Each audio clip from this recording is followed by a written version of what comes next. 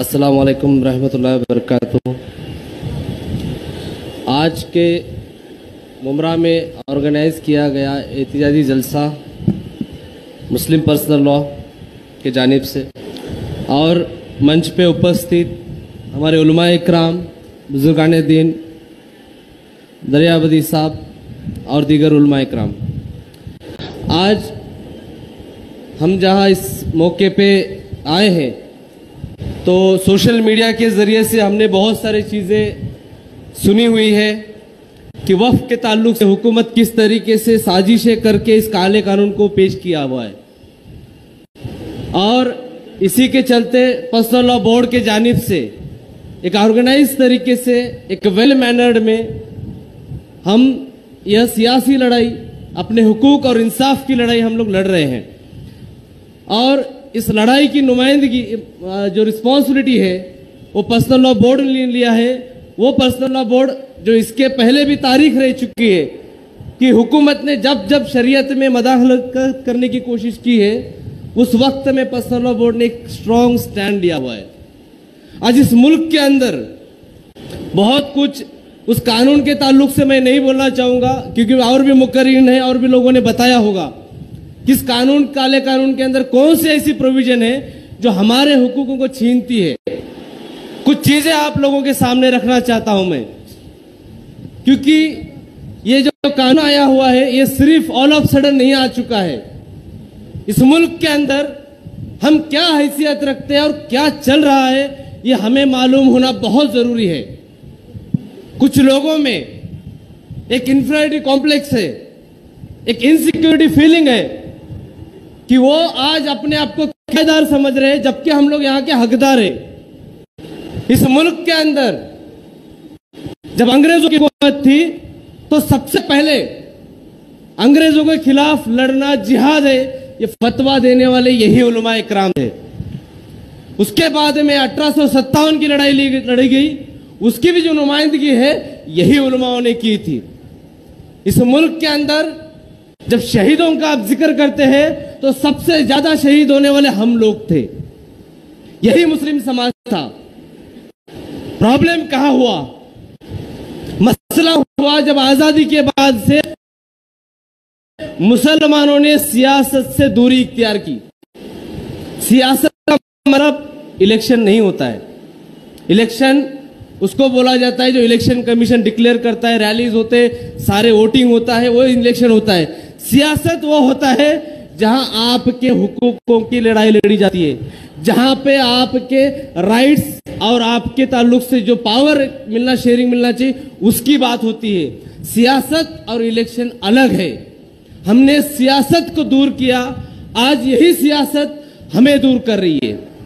आज मुसलमान जो है क्या खाएगा, क्या पिएगा, हमारी बच्चियां हिजाब पहनेगी कि नहीं पहनेगी, हम अजान देंगे कि नहीं देंगे, हम ईद मनाएंगे कि नहीं मनाएंगे, इसके अलावा हम निकाह कैसे करें, हम तलाक कैसे करें, हम मस्जिद कहां बांधे, हम दरगाह पे कब जा सकते नहीं जा सकते, ये फैसले जहां हो रहे हैं वो सियासत तय कर रही है जिससे हमने दूरी इख्तियार की हुई है।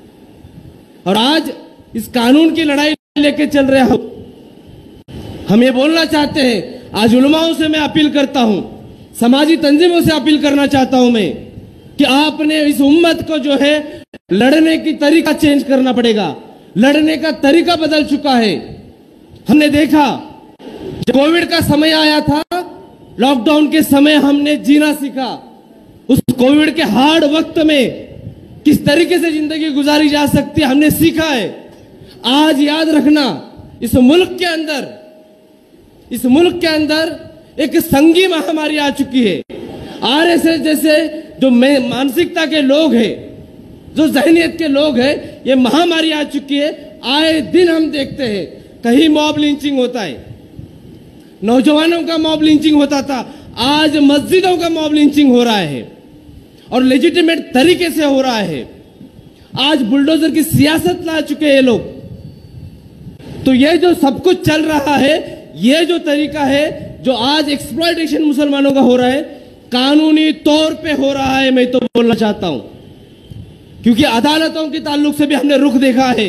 हमने बाबरी मस्जिद के ताल्लुक से देखा, बहुत सारे लोग बोलते थे अदालत पे भरोसा है, लेकिन हमने देखा अदालतों में किस तरीके से अदालतों के अंदर इंसाफ हो रहे हैं। जो गलत है उसे गलत बोलना पड़ेगा। जो लोग ये दुहाई देते हैं जमहूरियत है, तो जमहूरियत यही है कि गलत को गलत बोलना पड़ेगा। और ये सरकार चाहती है। तकबीर, अल्लाहु अकबर, नाराए तकबीर, अल्लाहु अकबर, मुस्लिम पर्सनल लॉ जिंदाबाद जिंदाबाद। काला कानून वापस लो, वापस लो, काला कानून वापस लो, वापस लो, वापस लो। हमारा इतिहास जिंदाबाद, हमारा इतिहास जिंदाबाद। आवाज तो हम एक हैं, हम एक हैं। इस मुल्क के अंदर जब हम आज जलसों के शक्ल में हम इसका अपोज कर रहे हैं, लेकिन मैं यही बोलना चाहता हूं कि आज जिस तरीके से मुसलमानों पे जुल्म ज्यादती हो रही है, ना सिर्फ मुसलमानों पे हो रही है बल्कि दलित, आदिवासी और ओबीसी दीगर तबकात के अंदर भी हो रहा है। आज आपने देखा होगा एक बंदा जो है यादव, जो यादव होने के बुनियाद पे राम कथा सुना रहा था, तो उसको बाकायदा जो है उसको तलवे चटवाने गए, उसको पीटा गया, उसके बाद में उसको पेशाब पिलाई गई है। ये जुल्म ज्यादती उधर भी हो रही है। वहीं पे उड़ीसा के अंदर क्या हुआ है, एक दलित समाज के लोग थे, उन्होंने सिर्फ गाय पालने के लिए खरीदी तो उनकी सर मुंडवा के उनका मिरौनुक निकाला गया। हमें बोलना चाहते हैं इस मुल्क के अंदर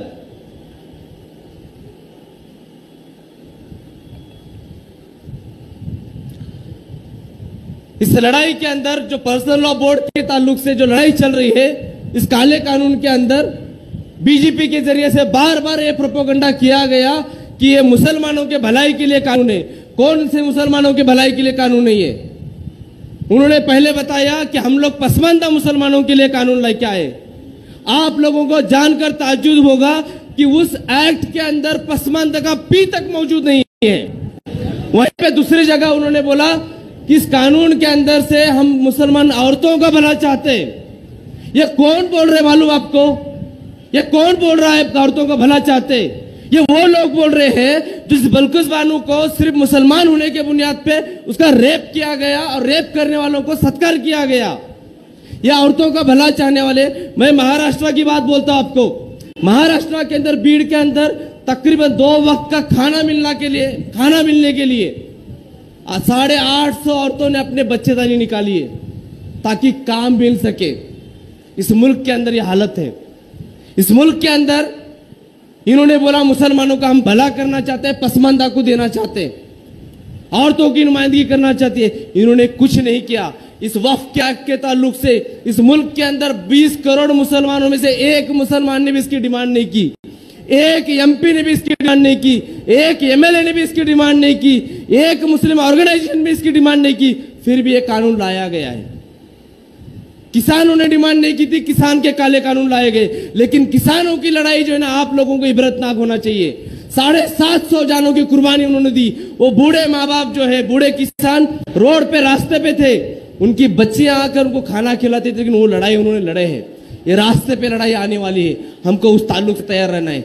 उसी के साथ साथ में कुछ चीजें वक्त का तकाजा है, मैं और बोलना चाहता हूं थोड़ी सी 2-3 चीजें आपके सामने। जो है बहुत सारे जो हमारे पास लोग हैं जो आज मुल्क के अंदर हम लोग जो चाहते हैं कि सियासी तौर पे हमारी लड़ाई लड़े, हमारी आवाज उठाए। इसलिए हम हमेशा मुसलमानों ने हमेशा सेकुलरिज्म का साथ दिया है, हमेशा सेकुलरिज्म का साथ दिया है। हमें क्या दिया है इन्होंने? हमें दिया है ईद मिलन प्रोग्राम, शुरखुरमे की दावत, फ्लेक्स लगाएंगे टोपी पहन के, और उसके बाद में कव्वाली का प्रोग्राम। ये नहीं चाहिए हमें हमारे हुकूक चाहिए। हमको टोपी पहन के फोटो नहीं चाहिए। तो कहना चाहता हूं हमारे सफों के बीच के उन मुनाफिकों को भी पहचानना है जो इस मुल्क के अंदर हमारे हुकूक के लिए लड़ते हैं। इस मुल्क के अंदर अजीत पवार जैसी पॉलिटिकल पार्टी है, और भी मैं जिक्र नहीं करना चाहता हूं, लेकिन बोलना चाहता हूं जो सेक्युलर बन के आपके पास आएंगे, आज भी वो सेक्युलर हमारे इतिहास जिंदाबाद जिंदाबाद जिंदाबाद। आवाज तो हम एक हैं, एक आवाज तो हम एक हैं। मैं ये बोलना चाहता हूं कि आज सियासी तौर पे भी हमें अवेयर होना चाहिए कि जहां कानून बन रहा है, जहां हमारे फैसले तय हो रहे, हमारी नुमाइंदगी वहां हो जो हमारे हक और हुकूक की बात करे। ये लड़ाई सिर्फ पर्सनल लॉ बोर्ड की लड़ाई नहीं है, ये हर वो मजलूम की, हर वो भारतीय की लड़ाई है जो यहाँ के संविधान में विश्वास रखता है। ये लड़ाई इस मुल्क को बचाने की लड़ाई है, ये लड़ाई इस संविधान को बचाने की लड़ाई है, ये लड़ाई इंसाफ की लड़ाई है, ये लड़ाई हमारे हुकूकों की लड़ाई है। मैं आप लोगों से गुजारिश करता हूं कि आज यहाँ पे आपको स्टेज दिख रहा है, लेकिन याद रखना आज ये बहुसंख्या के तौर पे, बहुमत के जोर पे संसद में इन्होंने कानून पास किया है, लेकिन याद रखे वो लोग भी, मोदी और शाह लोग, कि सड़कें हमारी है।